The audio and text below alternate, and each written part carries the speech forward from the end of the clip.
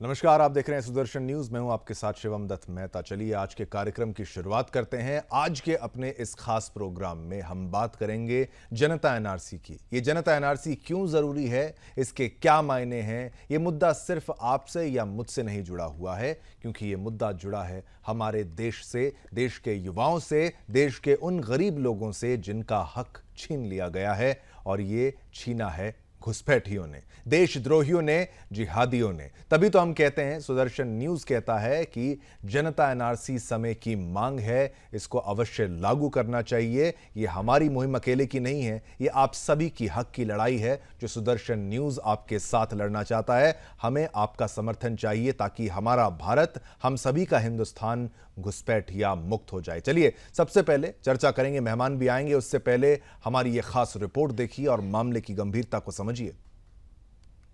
अपनी है ठाना जनता एनआरसी ही लाना। जनता एनआरसी का दम, फर्जी लोग होंगे बेदम। घुसपैठियों को भगाना है, जनता एनआरसी लाना है। हिंदुस्तान में रहकर हिंदुस्तान की सुरक्षा से खिलवाड़ करने वाले लोगों को अब और बर्दाश्त नहीं किया जाएगा। जी हाँ, घुसपैठियों को बाहर निकालो, सुरक्षा से जो खिलवाड़ करे उसे जेल में डालो। मुल्ला जिहादी की नो एंट्री, सभी को चाहिए जनता एनआरसी। ये कहना है जनता का। जनता की आवाज को आगे बढ़ाते हुए सुदर्शन न्यूज ने जनता एनआरसी लाने का संकल्प लिया है, जिसका मुख्य उद्देश्य है जनता एनआरसी लाओ, देश बचाओ। इसमें व्यक्तिगत सुरक्षा से लेकर राष्ट्रीय सुरक्षा तक सभी को मिल रहा है। व्यक्तिगत तौर पर कहेंगे तो रोजगार किसी का छीन रहे, किसी का जैसे मुंह का निवाला छीनने वाला, बच्चों के मुंह का निवाला छीन रहे, किसी का रोजगार छीन रहे, किसी की जमीन छीन रहे, किसी की इज्जत छीन रहे, भारत माता की सुरक्षा छीन रहे। अब कल्पना करिए कि हम जहाँ खड़ी इस मुंबई में, यहाँ का समुद्र का राजा, यहाँ का कोई भाई होता था, लेकिन आज बांग्लादेशी घुसपैठिया हो गया। तो इतनी खुली सीमा है, उस सीमा पर अगर बांग्लादेशियों का राज है और वो 100 नॉटिकल माइल अंदर जाकर अगर मच्छीमारी कर रहे तो कुछ लेकर भी तो आ रहे होंगे। यहाँ पर हमला करने वाला जो लास्ट हमला हुआ था कसाब, वो भी तो समुद्र से आया था। इसलिए हमने राष्ट्रीय दृष्टिकोण, जो आपका सवाल है कि राष्ट्रीय सुरक्षा के लिए सबसे बड़ा खतरा भी है, लेकिन केवल राष्ट्रीय सुरक्षा नहीं है, व्यक्तिगत सुरक्षा का भी है, क्योंकि जेलों में भी सबसे ज्यादा यही लोग हैं। इसलिए व्यक्तिगत से लेकर राष्ट्रीय तक ये मुद्दा है। जनता एनआरसी आंदोलन का उद्देश्य महाराष्ट्र समेत देश भर को अवैध घुसपैठियों से मुक्त कराना है, जो राज्य की सुरक्षा, स्थिरता और सांस्कृतिक पहचान के लिए गंभीर खतरा बन चुकी है। यह आंदोलन आने वाली पीढ़ियों के भविष्य को सुरक्षित रखने के लिए एक महत्वपूर्ण पहल है। तभी तो कई बार सार्वजनिक मंचों को साझा करते हुए धर्म योद्धा डॉक्टर सुरेश चौहानकी जी ने इस बात पर जोर दिया है। ये है कि आसाम से जो 3 लाख लोग निकले हैं, उनमें से 75% लोग महाराष्ट्र में आए हैं। मतलब 2 लाख से बड़ा आंकड़ा महाराष्ट्र में घुसपैठियों का हुआ है, तात्कालिक कारण। लेकिन इसका बड़ा कारण ये है कि 10 करोड़ लोग पूरे भारत में घुसपैठे हैं और महाराष्ट्र में करीब 80 लाख से 1 करोड़ के आसपास है। तो 13.5-14 करोड़ के महाराष्ट्र में अगर 1 करोड़ लोग घुसपैठे हैं, तो आप कल्पना कर सकते हैं कि ये कितनी बड़ी समस्या है। ये सुलझाने के लिए महाराष्ट्र सरकार चुनाव डिक्लेयर होने के पहले एनआरसी की घोषणा करे, ऐसा हम चाहते हैं। सारे राजनीतिक दल अपने अपने एजेंडे में इसका संकल्प ले ले, ये भी चाहते हैं। और अगर वो नहीं करते तो फिर जनता एनआरसी करेगी। हाल ही में मुंबई में आयोजित एक प्रेस वार्ता के दौरान भी धर्म योद्धा डॉक्टर सुरेश चौहानकी जी ने बताया कि महाराष्ट्र में 1 करोड़ घुसपैठी मौजूद हैं, तो वहीं 12 लाख घर घुसपैठियों के कब्जे में है और जनता एनआरसी का उद्देश्य इन्हें मुक्त करके गरीबों को घर देना है, क्योंकि जनता एनआरसी समय की मांग है। धर्म योद्धा डॉक्टर सुरेश चौहानकी जी ने कहा कि हम सभी पॉलिटिकल पार्टी से निवेदन करते हैं कि जनता एनआरसी को चुनाव के पहले लागू किया जाए, और अगर सरकार नहीं करेंगी तो जनता एनआरसी हम करेंगे। Bureau report, Sudarshan news. आशा करता हूं कि आप मुद्दे को समझ पाए हैं दर्शकों। अब इसको और विस्तार से भी आपको समझाने का प्रयास करेंगे, क्योंकि ये आपके हित का मुद्दा है, ये आपकी लड़ाई है। घर बैठे रहकर आप सोचें कि लड़ाई जीत ली जाएगी, तो ऐसा नहीं हो सकता। एक्शन आपको लेना पड़ेगा, कदम आपको भी उठाना पड़ेगा। आपको अपने आसपास पहचानना होगा कि कौन आपके इलाके का नहीं है, कहीं वो घुसपैठिया तो नहीं है, और उसका सही माध्यम क्या है और कहां रिपोर्ट करना है, किसको बताना है और किसको समझाना है कि भाई ये व्यक्ति बाहर से आया है, घुसपैठिया घुसपैठिया है, आपके संसाधन, आपके हकों को मार रहा है। इसी की लड़ाई हम आपके साथ लड़ेंगे मिलकर सुदर्शन न्यूज पर। और भी जानकारी आपको देते हैं स्क्रोल के माध्यम से। जनता एनआरसी पर सिविल सोसाइटी ऑफ महाराष्ट्र के संयोजक डॉक्टर सुरेश चव्हाणके जी ने प्रेस विज्ञप्ति जारी की है। उन्होंने सभी राजनीतिक पार्टियों से निवेदन किया है कि वो इस मामले पर अपनी भूमिका स्पष्ट करें। इसके साथ ही डॉक्टर सुरेश चव्हाणके जी ने आम जनता और पत्रकारों से भी निवेदन करते हुए कहा कि हमारा संकल्प घुसपैठिया मुक्त महाराष्ट्र बनाने में अपना महत्वपूर्ण योगदान दें। तो ये देखिए, प्रेस कॉन्फ्रेंस में मौजूद वीर सावरकर जी के पोते रंजीत सावरकर जी ने कहा कि यहां के लोगों को आने वाले समय में खाने की भी समस्या होने वाली है। घुसपैठियों को भारत में रहने का कोई हक नहीं है। उसके लिए आज ही हमें जागरूक होना होगा। और इन्हीं घुसपैठियों के कारण मुंबई में भारी मात्रा में ड्रग तस्करियां भी हो रही हैं और तमाम तरीके के यहां पर अपराध भी जो हैं वो घुसपैठिए जब आते हैं वो क्या कुछ कर लेते हैं। ये देखिए, स्क्रोल के माध्यम से भी आप पढ़िए। Doctor Suresh Chavhanke ji, civil society of Maharashtra के संयोजक, महाराष्ट्र के सभी पॉलिटिकल पार्टियों से मैं निवेदन करता हूं कि भाई इस पर अपनी भूमिका जो है वो स्पष्ट कीजिए।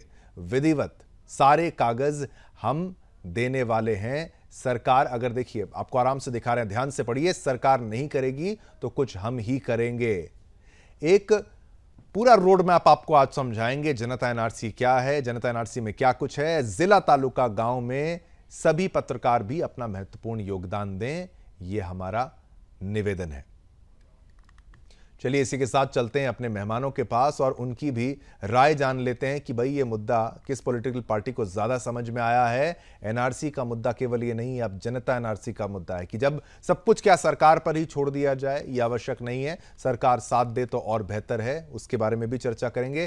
पैनल में हमारे दो पॉलिटिकल पार्टी के गेस्ट भी रहेंगे, हिंदू धर्मगुरु भी रहेंगे, मुस्लिम धर्मगुरु भी यहां पर होंगे, मुस्लिम मजहब गुरु, और साथ ही साथ वीएचपी के प्रवक्ता भी होंगे। उनसे सभी से यह सवाल पूछा जाएगा कि भाई एनआरसी, जनता एनआरसी को लेकर आपका क्या कहना है, आपकी राय क्या है। क्योंकि आप आए दिन कोई ना कोई खबर ये देखते हैं, कोई ना कोई आंकड़ा आपके सामने आता है। हाल ही एक रिपोर्ट जो आई थी, लेटेस्ट रिपोर्ट में पता लगा था 3 लाख जो है घुसपैठिए असम से, जो बांग्लादेशी खासतौर पर, वो देश के कोने कोने पर चले गए। उन्होंने अपना आधार कार्ड बना लिया। कई लोग जो आप देखोगे लंबी लाइनें लगी होती हैं, पासपोर्ट भी बहुत जल्दी ये लोग बनवा लेते हैं और इसका फायदा उठाकर भारत की नागरिकता लेकर ये देश के कोने कोने में जाकर बस जाते हैं। और पूरा डेमोग्राफिक चेंज से लेकर आपका हक, जो जिम्मेदारी बांग्लादेश सरकार की है अपनी आबादी को संभालना, उसका भरण पोषण करना, उनके लिए रोजगार का सृजन करना, उनको गरीबी से बाहर निकालना, वो सारा कुछ बांग्लादेश भारत में फेंक रहा है। भारत में अपना सारा वो सामान फेंक रहा है, एक तरीके से ऐसी पॉपुलेशन को फेंक रहा है जिसकी जिम्मेदारी नहीं, जिसका बोझ भारत पर आ गया। मैं चाहूंगा हमारे तमाम पैनलिस्ट आपकी टीवी स्क्रीन पर कुछ ही पलों में आए। रण क्षेत्र में सभी से होगा सवाल, सभी से पूछा जाएगा एक एक प्रश्न। स्वागत करता हूं विरल मलिक जी हमारे साथ हैं, प्रवक्ता बीजेपी के, आपका धन्यवाद, आपने समय निकाला। अमित तिवारी हमारे साथ हैं, प्रवक्ता कांग्रेस का, आपका भी धन्यवाद, आपने समय निकाला। तुषार डोंगरा जी हमारे साथ हैं, वीएचपी के प्रवक्ता, आपका धन्यवाद, आपने समय निकाला। एचएस रावत जी भी हैं, हिंदू धर्मगुरु हैं हमारे साथ, आपका धन्यवाद, आपने समय निकाला। और हाजी नाजिम मुस्लिम स्कॉलर हमारे साथ जो हैं वो भी हैं, उनसे भी हम प्रश्न पूछेंगे। चलिए सबसे पहले जो मुद्दा है वो पूछ लेते हैं एचएस रावत जी से कि भाई आप जनता एनआरसी के समर्थन में क्या आप कहना चाहेंगे, क्योंकि हम चाहते हैं कि देश में सरकार पे ही सब कुछ छोड़ दिया जाए। क्या एनआरसी अगर करना है वो केवल क्या सरकार का ही दायित्व है या जनता को भी कुछ कदम जो है वो आगे बढ़ाने चाहिए? शिवम जी, आचार्य चाणक्य ने कहा है कि जिस देश की जनता और जिस देश का राजा दोनों ही जागरूक अवस्था में हो, उस देश को कोई भी उन्नति से नहीं रोक सकता और उस देश के राजा को चक्रवर्ती बनने से कोई नहीं रोक सकता। यहां पर हिंदुस्तान को इस समय पर एनआरसी की सख्त जरूरत है और जनता एनआरसी की भी जरूरत है। जिस प्रकार से एक कॉलोनी के अंदर बीट कांस्टेबल जो होता है, उस कांस्टेबल को 200 से 400 500 परिवारों के बारे में पूरी नॉलेज रहती है कि कौन बाहर का व्यक्ति आया है, कौन चोर रह रहा है, कौन जेब कतरा है, कौन आतंकवादी है, उसको पूरी नॉलेज होती है। इसी प्रकार जनता को भी अवेयर होना पड़ेगा कि मेरी बगल में कौन नाइजीरिया का रहता है, कौन बांग्लादेशी रहता है, और बांग्लादेशी आया तो कब से आया, और उसका राशन कार्ड कब बना, उसका आधार कार्ड कब बना, और वो क्या क्या फैसिलिटीज हिंदुस्तान की गवर्नमेंट से ले रहा है, पता होता है। मेरे को अपनी कॉलोनी के अंदर जहां रहता हूं वो पूरा एक एक सिटीजन जो है उसका सब पता है। इसी प्रकार से लोगों को भी पता होता है जो वहां की वेलफेयर एसोसिएशन होती हैं। तो ऐसे ही महाराष्ट्र के अंदर जो ये शुरू किया है जनता एनआरसी, ये हमारे धर्म योद्धा आदरणीय सुरेश चौहान जी ने जो किया है ये बहुत ही कारगर सिद्ध होगा।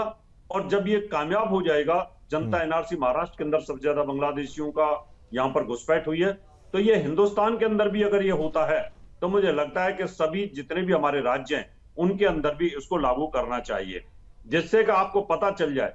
और ये सरकार को भी इस बात पर कहीं ना कहीं सोचना चाहिए कि हर कॉलोनी के जितने भी लोग मेंबर्स हैं, जो वहाँ की वेलफेयर एसोसिएशन हैं, सोसाइटीज के जो प्रधान है, प्रेसिडेंट है, जनरल सेक्रेटरीज हैं, वो लोग अगर ध्यान रखते हैं तो ये बहुत ज्यादा अवेयरनेस होगी और ये बहुत बड़ा अच्छा कदम है।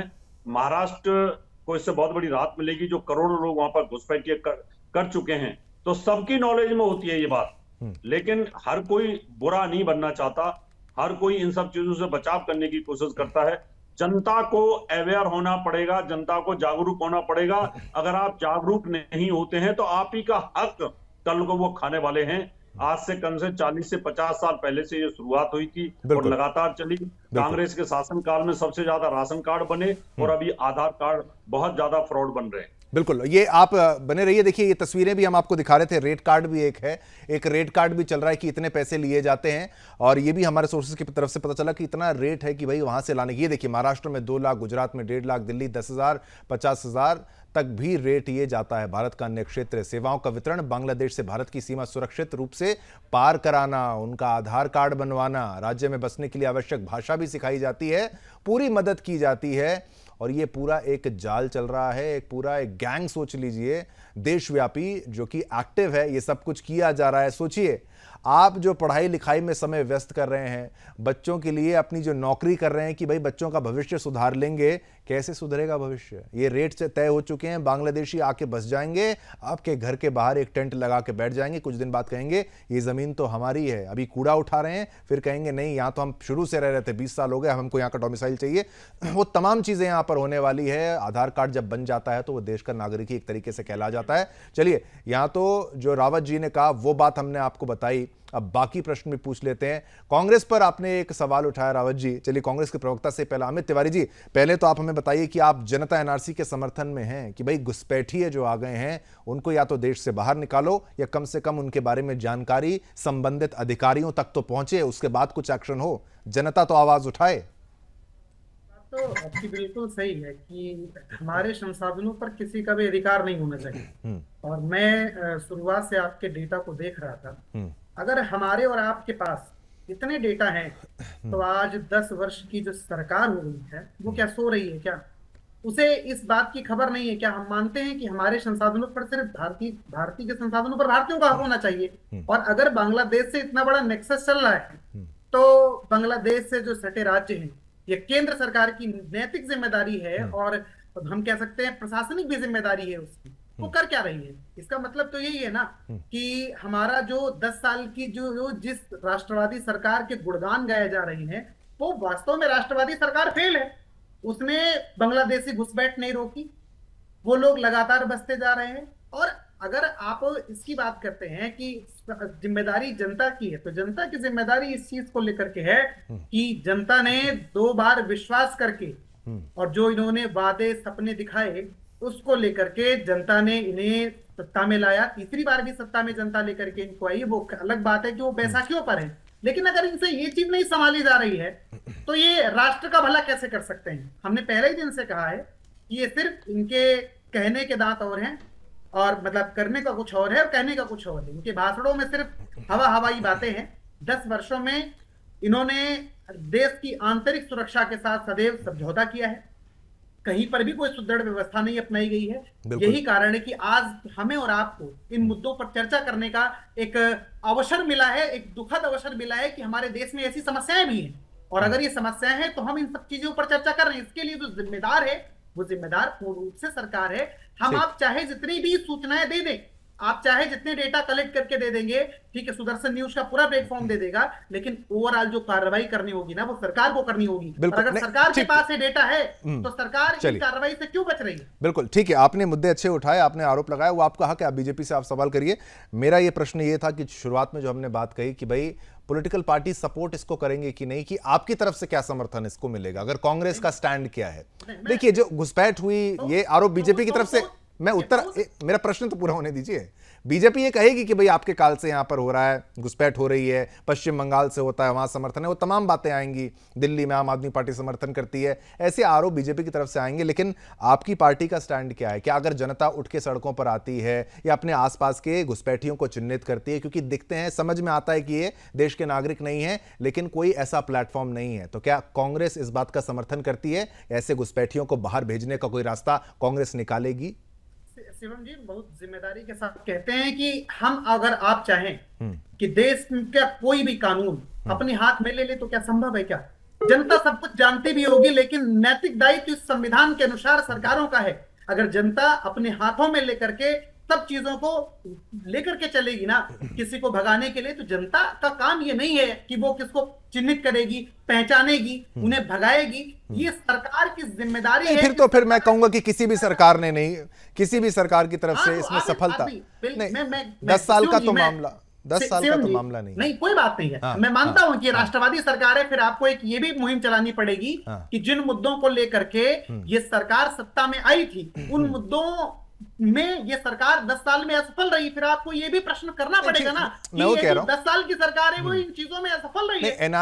एनआरसी का विरोध जब होता है तो वो भी तो प्रश्न है कि भाई अगर एक सिविल कोड भी है, हर चीज का विरोध किया जाता है, विपक्ष की तरफ से भी तो किया जाता है, अगर वो पूर्ण समर्थन कुछ मुद्दों पर आ जाए तो फिर बीजेपी को बोलने का मौका ही ना मिले। हम तो ये कहते हैं कि भाई, मैं कह रहा हूं कि भाई अगर कांग्रेस ही उसी पहलू पर चले, उस पैटर्न पर चले जो हिंदुओं को भी अच्छा लगे, राष्ट्रवादियों को भी अच्छा लगे, तो बीजेपी विकल्प उनके लिए ना बने, किसी और के लिए। अगर आप कहें कि भाई बीजेपी पर आप आरोप लगा रहे हैं, चलिए बीजेपी का जो क्वेश्चन अविरल मलिक जी से पूछ लेते हैं।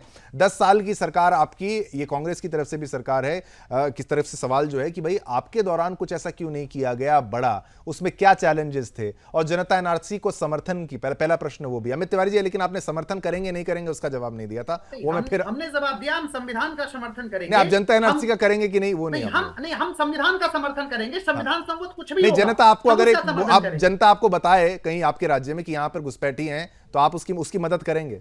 मैं आपको ऐसे 50 प्रकरण बता देता हूं। जनता पहले सही बताती है और उसके बाद में जनता पर ही मुकदमे लगा दिए जाते हैं। उसके लिए आप नहीं, तो आप नहीं लगाएंगे ना, आप मुकदमे नहीं लगाएंगे, हम आशा करते हैं। मुकदमे नहीं, चलिए नहीं, आपको मौका दूंगा, लेकिन आपने आरोप यहाँ बीजेपी पर लगाए तो पहले उनका उत्तर तो आ जाए। अविरल मलिक जी, हाजी नाजिम जी, आप मुस्कुरा रहे हैं क्या? कुछ अच्छा डेटा लेकर आए हैं कि नहीं? वो पूछेंगे आपसे प्रश्न से, आपको भी मुहिम में जुड़ना है। हाजी नाजिम जी, अविरल मलिक जी, पहले आपका जवाब।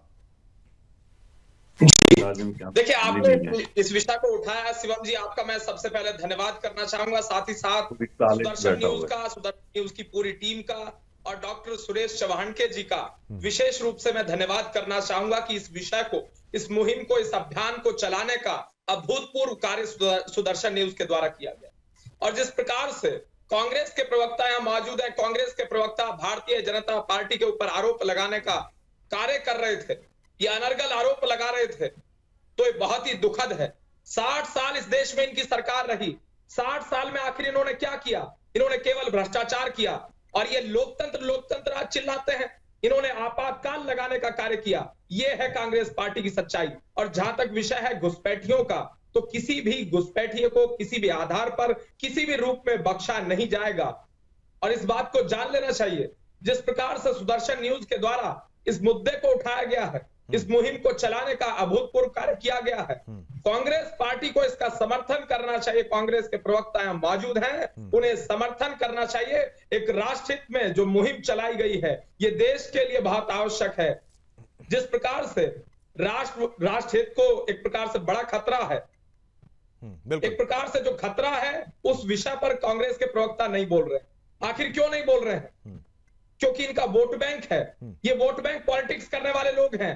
अगर ये वोट बैंक पॉलिटिक्स करने वाले लोग हैं, तो जनता समय आने पर इन्हें मुंहतोड़ जवाब देगी, क्योंकि जनता जानती है कि कांग्रेस पार्टी यदि कुछ करती है तो वोट बैंक पॉलिटिक्स करती है। या 80-20 में जो जनता को बांटने का कार्य कांग्रेस पार्टी के द्वारा किया जाता है, इंडी गठबंधन के लोगों के द्वारा किया जाता है। ये बहुत दुखद है, निंदनीय है। जनता इसकी निंदा कर रही है, घोर निंदा कर रही है। और जो आदरणीय सुरेश चौहान के जी के द्वारा मुहिम चलाई गई है, जनता इसका पूर्ण रूप से समर्थन कर रही है। सोशल मीडिया पर भी समर्थन किया जा रहा है, साथ ही साथ धरातल पर भी समर्थन पूर्ण रूप से इसका नजर आ रहा है। और ये मुहिम अवश्य रंग लाएगी, मुझे पूरा भरोसा है, पूरा विश्वास है। ये प्रश्न आपसे, मतलब कि भाई क्या बीजेपी को समर्थन दिया जाएगा, कांग्रेस को जवाब देने का मौका दिया जाएगा? बीजेपी का समर्थन पहले उत्तर वो, फिर कांग्रेस का जवाब। नहीं देखिए, नहीं पहले मलिक जी का सवाल था, मलिक जी जवाब देते हैं फिर जवाब। जी नहीं, देखिए जिस प्रकार से कांग्रेस पार्टी के नेता है मौजूद हैं, तो इस सवाल का उत्तर दें कि आपातकाल इन्होंने लगाया, भ्रष्टाचार इन्होंने किया, 60 साल सत्ता ये दोनों के माइक लाइव है, दोनों के माइक लाइव है, दोनों मैं बता रहा हूं, बड़ी जिम्मेदारी के साथ भारतीय जनता पार्टी पर लगाते हैं। एनआरसी को लेकर जनता को भड़काने का काम किस पार्टी ने किया? कांग्रेस पार्टी के कार्यकर्ताओं ने किया, कांग्रेस पार्टी के नेताओं ने जनता में भ्रम फैलाने का कार्य किया। ये जनता को गुमराह करने वाले लोग हैं, जनता को भ्रमित करने वाले लोग हैं, लेकिन जनता बहुत समझदार है, जनता जागती है। एक मिनट, जवाब मलिक जी, जवाब उनका जवाब पर नहीं है। इस बात को कांग्रेस कुछ नहीं बोल रहा, एक मौजूद है, इस बात को क्लियर कट ये जान ले कि जनता समझ रही है कि किस प्रकार मलिक जी, कांग्रेस एक मिनट मलिक जी, समर्थन कर रही है, मौन स्वीकृति ये लोग घुसपैठियों को प्रदान करने का कांग्रेस का जवाब नहीं, कांग्रेस का जवाब स्वीकृति प्रदान कर रहे हैं। दोनों के माइक में, माइक दोनों के लाइव है, विरोध करिए, माइक दोनों के का विरोध लाइव है। आपको किया जाना चाहिए, लेकिन आप घुसपैठियों का विरोध नहीं कर रहे हैं क्योंकि आपको वोट बैंक प्यारा है, क्योंकि आपको जीत प्यारी है, क्योंकि आपको समाज में नहीं, मैं किसी की माइक नहीं बंद करा, देखिए ये भी तो अन्याय है ना। मलिक जी एक मिनट, मैं बोल तो रहा हूँ, मलिक जी एक मिनट, मलिक जी चलिए ठीक है, मलिक जी एक मिनट इस बात को आप जान लीजिए। आपके पास फैक्ट है। देखिए जहां पर इन्होंने बात की भ्रष्टाचार को लेकर के, हेमंता बिस्वा शर्मा, शुभेंदु अधिकारी, मुकुल राय और नारायण राणे को जानते हैं ना। विषय पर यहाँ चर्चा नहीं है, यहाँ जिस मुद्दे पर चर्चा है उस मुद्दे पर चर्चा करिए, मुद्दे की बात करिए। मुद्दे पर अगर आप बात करने आए हैं तो आप चर्चा करिए, क्योंकि आपको मुद्दा मालूम नहीं है। आप मुद्दे से बचना चाहते हैं, आप मुद्दे को भटकाना चाहते हैं, आप लोगों को डिवाइड एंड रूल को अपना अपनाना चाहते हैं, लेकिन जनता समझ रही है। मेरी बात सुनिए, मैं कांग्रेस के प्रवक्ता मेरा यही सवाल है कि जो बीजेपी के प्रवक्ता कह रहे हैं कि भाई आप जनता एनआरसी का समर्थन कर रहे हैं कि नहीं कर रहे हैं, वो क्लैरिटी यहां पे अभी मुझे भी नहीं मिल पाई। आप कह रहे हैं संविधान के हिसाब से, बिल्कुल संविधान के हिसाब से सब कुछ चल रहा है, लेकिन कांग्रेस के प्रवक्ता से मेरा यह सवाल है कि आप बताइए। तिवारी जी बिल्कुल, मैं आपको बोलने दे रहा हूं, वो मैंने हटा दिया। हाँ, भारतीय जनता पार्टी के साथी ने बहुत से आरोप लगाए हैं, उनमें मैं कहना चाहता हूँ भ्रष्टाचार का आरोप लगाया। अब भ्रष्टाचार के आरोप में वो लोग बता रहे भ्रष्टाचार को जो हेमंता बिस्वा शर्मा, नारायण राणे, शुभेंदु अधिकारी, मुकुल राय और क्या बोलते हैं अजीत चौहान जैसे लोगों को अपने साथ मिला करके काम कर रहे हैं। ये भ्रष्टाचार का परिभाषा देंगे दूसरे को, ये भ्रष्टाचार की परिभाषा देंगे। ठीक है, नहीं मैं कह रहा हूँ चलिए वो ये डिबेट फिर आंतरिक सुरक्षा में फेल हुआ तो आप कहिए ना कि हमारा जो गृह मंत्री है वो सरकार गिराने में मस्त है, आपके समय में कितने संसाधनों से कोई मतलब नहीं है। कहिए ना तिवारी जी एक उनकी तरफ से बीजेपी ने समर्थन तो कर दिया, बीजेपी ने समर्थन कर दिया है। अमित जी बीजेपी ने समर्थन तो कर दिया, आप भी समर्थन कर दें, समर्थन करेंगे आपका? संविधान का समर्थन करता हूं और संविधान आप एनआरसी का, चलिए जो एनआरसी प्रोटोकॉल के हिसाब से एनआरसी का समर्थन करता, एनआरसी का नहीं, संविधान का समर्थन करता। अच्छा एनआरसी जनता हटा देता हूं, कुछ भी हो संविधान संमत कुछ भी हो, उस चीज का कांग्रेस पार्टी समर्थन करेगी। हाँ तो संविधान तो अनुमति नहीं देता ना घुसपैठ की अनुमति देता। तो संविधान इस चीज की शिवम जी अनुमति देता है कि सरकारें उस पर काम करें, घुसपैठियों को रोके। और अगर 10 साल में इन्होंने घुसपैठियों को नहीं रोका तो 10 साल पहले रोक लिया था, कोई बात नहीं है। तो जो चीज चलती आ रही थी क्या उसको बढ़ाने का उद्देश्य है क्या? हाँ तो ठीक है, आप उसको ठीक करने का प्रयास हम तो कह रहे हैं जनता नहीं करेगी ना। जनता को जनता नहीं करेगी। जनता कानून अपने हाथ में कैसे ले? कानून कहां से ले लिया हाथ में? क्यों? इसमें कानून कहां से हाथ में आप आ गया? बताइए ना, आप चाहते हैं कि खून खराबा कौन सा खून खराबा? अरे अमित आप तिवारी बताइए, जी, क्या बात करते हैं? आप डिरेल कर बताओ, रहे हो। आप- किस बात का आप- खून खराबा? आपने अधिकारियों को जाके शिवम बताना जी, खून खराबा है। शिवम जी, हाँ आप नहीं, जानते हैं, अधिकारियों को आप बताना। एक अपनी लिस्ट आपने अपनी लिस्ट चिन्हित करके 2-2.5 लाख लोगों की हाँ। सरकार को भेज दी है। हाँ, क्या ठीक। सरकार ने कार्रवाई की है क्या? हाँ नहीं बोलो, ठीक है, आप जवाब अब बनी दीजिए, है ना, की बनी है। कार्रवाई? हम उम्मीद करते हैं ना, अगर ये नहीं करेंगे तो क्या आपकी सरकार करे? अच्छा, कल को बताओ आपकी ना, सरकार आएगी तो आप करेगी। ये कहो ना, समर्थन आप तो ये दिखाएं। कहो ना। नहीं, हाँ? मैं तो कह रहा हूँ ना, शिवम जी, बहुत बहुत छोटी सी बात है। हाँ। आपने 2.5 लाख आपने 2.5 लाख लोगों की लिस्ट भेजी है। इसी आप घुसपैठिए सुनिए को, अग्रल जी, अरे किसी तो अवैध बैठने घुसपैठ चल को ठीक बिल्कुल ठीक है, नहीं चलिए है। चलिए, हाँ चलिए अब चलिए, आप आराम दोनों से बाकी बोलते और भी रहते हैं। गेस्ट हैं, और भी गेस्ट हैं। चलिए, हाजी नाजिम जी भी काफी समय से इस बात को सुन रहे हैं। केवल हिंदुओं का विषय नहीं है, अब मुसलमान भी तो भारत के ही हैं, जो उनका भी विषय है। हमने ये कहा है कि भाई आस पड़ोस में ऐसा कोई घुसपैठिया हो, उसको चिन्हित करने की जिम्मेदारी चाहे वो हिंदू हो, मुसलमान हो, हर किसी की होती है। हाजी नाजिम जी, आप भी मुहिम का साथ देंगे जनता एनआरसी का? हाँ शिवम भाई, देखिए आवाज हम लोग हाँ। संवैधानिक लोग हैं, संविधान को मानने वाले। हाँ शिवम भाई, आवाज आ रही है आपको? बिल्कुल पक्की आवाज आ रही है। जनता एनआरसी के समर्थन का प्रश्न हाँ, है। सुन लीजिए। हाँ सुन लीजिए, देखिए हम लोग संवैधानिक लोग हैं, संविधान को मानने वाले। और ये जनता एनआरसी की क्या बात आप लोग करते हैं? हमने तो जनता कर्फ्यू भी सुना था। जनता कर्फ्यू के अंदर क्या देखा था, पूरे दुनिया को बताने की जरूरत नहीं है, जो भारत के अंदर जनता कर्फ्यू लगा था। और रही बात ये शिवम भाई, बार बार ये बात चली आ रही कि घुसपैठिया भारत के अंदर आए। भाई 2014 से 2024 के बीच में कितने घुसपैठिए आए, इसको भी भाजपा के प्रवक्ता बता देंगे। और जैसे शिवम भाई, एक बात बड़ी इंपॉर्टेंट है, अभी बांग्लादेश के अंदर जिस तरीके का एक मामला बन रहा था जहाँ हिंदू भाई पीड़ित थे, वो बॉर्डर पे आ गए थे, तो हमारी सुरक्षा एजेंसियों ने उनको भारत के अंदर नहीं आने दिया। तो भाई जब उनको भारत के अंदर नहीं आ सकते तो घुसपैठिया कैसे आ सकते? इसका मतलब यह है कि कहीं ना कहीं ये जो कांग्रेस या भाजपा वाले कहीं ना कहीं ऐसा भ्रम पैदा कर रहे हैं देश के अंदर कि घुसपैठिया भारत के अंदर आ रहे हैं। भाई घुसपैठिया आ रहे हैं तो कहां से आ रहे हैं? जबकि हमारी सुरक्षा एजेंसी तो बहुत स्ट्रॉन्ग है। जब बांग्लादेश का आप तो हाजी नाजिम जी, आप कह रहे हैं कि घुसपैठी आ ही नहीं रहे, ये तो आपने नया वाला दे दिया, एक पूरा एंगल ही बदल दिया है इसका। आप कह रहे हैं घुसपैठी नहीं आ रहे? शिवम भाई देखिए, मैं तो ऑन द सुन लीजिए, मैं तो ऑन द रिकॉर्ड अभी बांग्लादेश वाली बात बता रहा हूं। देखिए, आपने बांग्लादेश के जो पीड़ित हिंदू भाई थे बॉर्डर पे थे, तो हमारी सेना ने उन्हें वापसी कर दिया। जब हजारों आ जाएंगे तो नजर आ जाएंगे, हम फक्र महसूस हजारों नजर आ जाएंगे तो वहां फौज खड़ी है तो भाई वो बीएसएफ वो रोक लेगी उनको। लेकिन कोई टनल के नीचे से आ जाएगा, कोई पानी के नदी पार करके आ जाएगा, कोई टैंकर से किसी गुपचुप तरीके से जो आ जाएगा, उसकी जनसंख्या उसका क्या पता लग जाता है। लेकिन मौजूद है ना दिल्ली में, असम में, बंगाल में, वरना ये मुद्दा ही नहीं होता, एनआरसी वाला मुद्दा ही नहीं आता, इमिग्रेशन का, इलीगल इमिग्रेशन, माइग्रेशन का मुद्दा नहीं। आप समर्थन नहीं, ठीक है हाजी नाजिम जी, समय बराबर का है, आप समर्थन जनता एनआरसी का जनता एनआरसी का समर्थन करेंगे? देखिए हम नहीं सुन लीजिए, ना हम लोग सिर्फ संविधान को मानते हैं, संविधान के तहत ही बात करते हैं। और देखिए ये मुल्क संविधान से चलता है, ये जनता एनआरसी सिर्फ सुदर्शन न्यूज की बनाई हुई है, लेकिन जिस तरीका संविधान एनजीओ बनाने की भी अनुमति देता है, अपनी बात रखने की भी, अभिव्यक्ति की आजादी की भी आजादी देता है।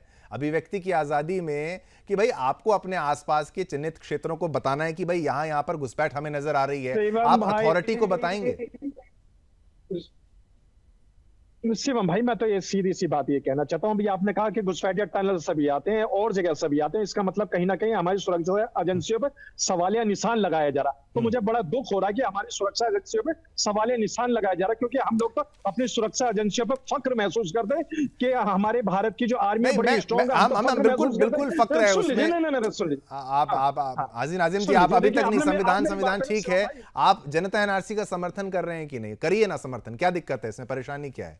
आसपास आपके कोई बांग्लादेशी अगर आपको पता लगे, आप रिपोर्ट करेंगे? जनता एनआरसी लाओ देश बचाओ की हमारी जो मुहिम है, डॉक्टर सुरेश चौहान की जी लगातार इसको लेकर आवाज बुलंद कर रहे हैं। महाराष्ट्र के परिप्रेक्ष्य में शुरुआत, लेकिन हम कहते हैं कि पूरे देश में इसका असर होना चाहिए। तुषार जी, आपसे भी मेरा सवाल, क्योंकि अब काफी समय हो गया है, इस मुद्दे को हमने उठाया है, आपका समर्थन, वीएचपी का समर्थन सबसे पहले, उस पर आप क्या कहेंगे जनता एनआरसी को लेकर? और क्या यह इलाज संभव है? पॉलिटिकल पार्टीज की तरफ से भी आपकी क्या आकांक्षा है, क्या एक्सपेक्टेशन है, मुहिम से लेकर, तथ्यों से लेकर, सारी बातें आपसे। तुषार डोगरा जी। सर्वप्रथम मैं आपका आभार व्यक्त करता हूं कि आपने विश्व हिंदू परिषद की पैनल की तरफ से मुझे अपने चैनल में बोलने का अवसर दिया। आपका धन्यवाद। बोल जी। जिस प्रकार से जो एक इशू जनता एनआरसी आदरणीय डॉक्टर सुरेश चौहान जी और सुदर्शन न्यूज के द्वारा उठाया जा रहा है। विश्व हिंदू परिषद पूर्णता तथ्य आधारित और तर्क संगत तरीके से इसका समर्थन करती है और बहुत खुशी और हर्ष का विषय है कि जो संगठन के माध्यम से लंबे समय से हम बाहर से आने वाले घुसपैठियों, बाहर से आने वाले बांग्लादेशी रोहिंग्यों जो भारत में आकर प्रत्येक शहर के अंदर, प्रत्येक गांव के अंदर भारत के संसाधनों के ऊपर, भारत के आर्थिक व्यवहार के ऊपर, भारत के सांस्कृतिक परिदृश्य को और डेमोग्राफी को चेंज करने का जो सुनियोजित षड्यंत्र चल रहा है, इसको सुदर्शन टीवी के माध्यम से आज उजागर किया जा रहा है। हम इसका पूर्णतः समर्थन करते हैं। पार्टी भारतीय जनता पार्टी की बात करें, कांग्रेस की बात करें, हम केवल राजनीतिक दलों और विभिन्न राजनीतिक दलों से अपील करते हैं और ये तर्क संगत मांग भी करते हैं कि जनता एनआरसी का समर्थन उन्हें देश के संसाधनों का बचाव करने के लिए, देश के विभिन्न क्षेत्रों में, चाहे वो महाराष्ट्र की बात करें, हिमाचल प्रदेश की बात करें, पंजाब की बात करें, वहां किसी भी गांव में, शहर में उनके जो डेमोग्राफी बदलाव हो रहे हैं उसको बचाव करने के लिए, भारतवर्ष के युवा एवं युवतियों को बेरोजगारी से बचाने के लिए किसी भी प्रकार से उनको पूर्णतः इस जनता एनआरसी का समर्थन करना चाहिए और प्रशासन के ध्यान में अपनी बात लानी चाहिए। मुझसे पूर्व कांग्रेस के प्रवक्ता कह रहे थे कि जनता लड़ाई लड़ेगी क्या, पुलिस में जाएगी क्या। मैं उन्हें थोड़ा सा स्पष्ट करना चाहता हूं, जनता के पास अपनी बात रखने का हम ज्ञापन भी देते हैं। ये सभी संविधान की बात कर रहे हैं। संविधान अपनी right to freedom of speech की बात देती है। संविधान अपने इस्लाम धर्म, हिंदू धर्म, सिख धर्म, अपने धर्म को मानने की भी इजाजत देती है, लेकिन संविधान ये इजाजत नहीं देता कि किसी दूसरे देश से आकर दूसरे देश के संसाधनों पर कब्जा किया जाए। और यहाँ पर उपस्थित प्रत्येक पैनलिस्ट को उनकी पार्टी के द्वारा, संगठन के द्वारा जनता एनआरसी का समर्थन करना चाहिए और पुरजोर समर्थन करना चाहिए। जनता को एक तरह से अपने आप, एक तरह से वॉलंटियर होके अपने साथ कौन से लोग रह रहे हैं, कौन व्यक्ति यहाँ पर रह रहा है, किस प्रकार की घटना को अंजाम दे रहा है, कहीं लव जिहाद, लैंड जिहाद की घटनाओं को अंजाम तो नहीं दे रहे, गौ तस्करी में संलिप्त तो नहीं पाए जा रहे, कहीं भारत के संसाधनों का प्रयोग तो नहीं कर रहे, कहीं भारत की डेमोग्राफी को चेंज तो नहीं कर रहे।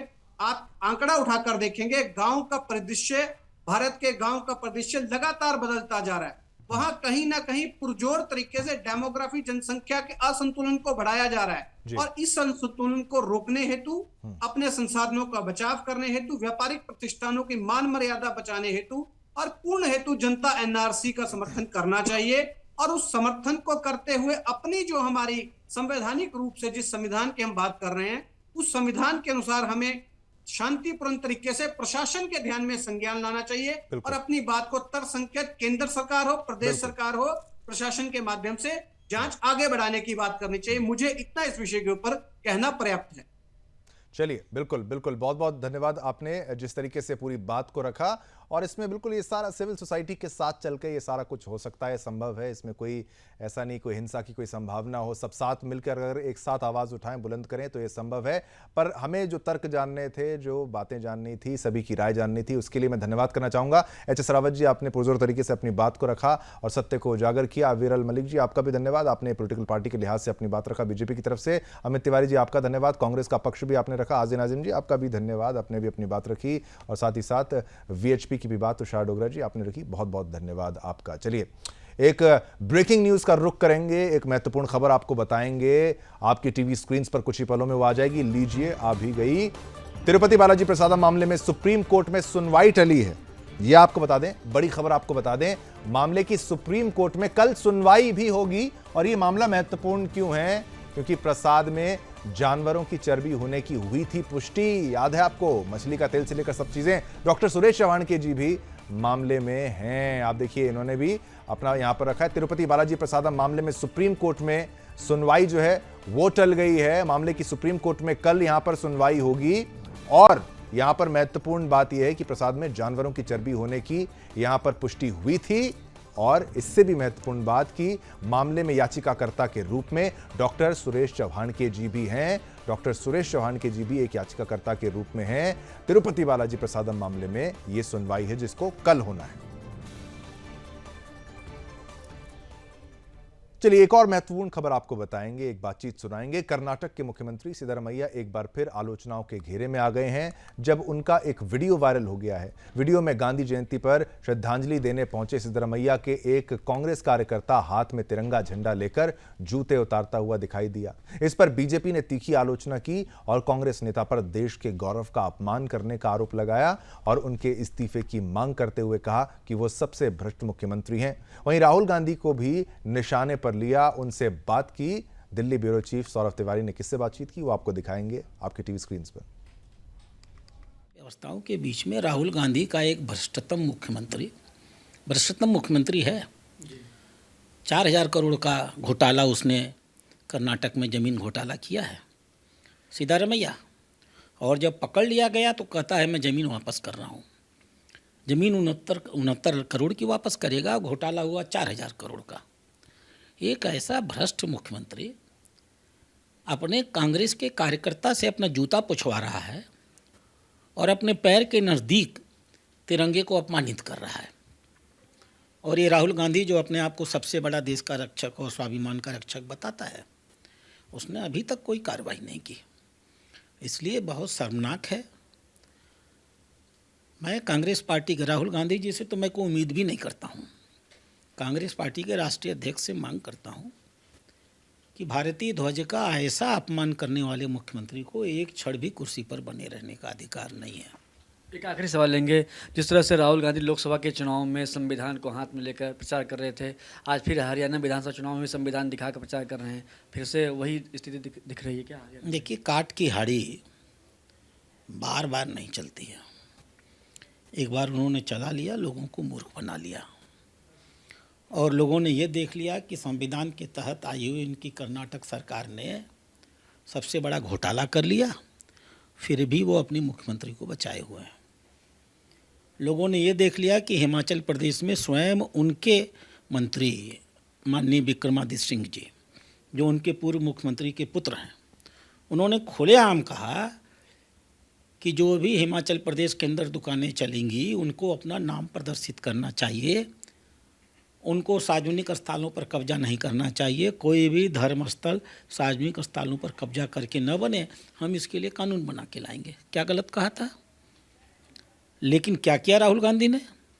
राहुल गांधी ने माननीय विक्रमादित्य सिंह को दिल्ली बुलवा करके अपने महासचिव के माध्यम से अपमानित करवाया। यानी कांग्रेस के अंदर जो भी थोड़ा बहुत राष्ट्रवादी तत्व बचा रहेगा, राहुल गांधी उसे रगड़ रगड़ करके या तो राष्ट्र विरोधी बना देगा या उसे अपनी पार्टी से निकाल देगा। यही उनका काम है, यही उनका इकोसिस्टम है। धन्यवाद। तो राधा मोहन दास अग्रवाल जी थे। साफ तौर से उन्होंने राहुल गांधी और सिद्धरामैया पर हमला किया और कहा कि सिद्धरामैया को अभी इस्तीफा देने की ज़रूरत है। सौरभ तिवारी, सुदर्शन न्यूज, दिल्ली। तो बीजेपी महासचिव यहाँ पर राधा मोहन दास अग्रवाल जी से खास बातचीत आपने देखी, सौरभ तिवारी हमारे ब्यूरो चीफ की, और ये पूरा मुद्दा उनके द्वारा उठाया गया। चलिए इसी के साथ हमें इतनी अनुमति देता है आपसे बात करने की, संवाद करने की। फिर मुलाकात होगी अगले मुद्दे के साथ अगले बुलेटिन में। तब तक के लिए आज्ञा दीजिए मुझे, शिवम दत्त मेहता को और पूरी टीम को। आपको सभी को जय हिंद।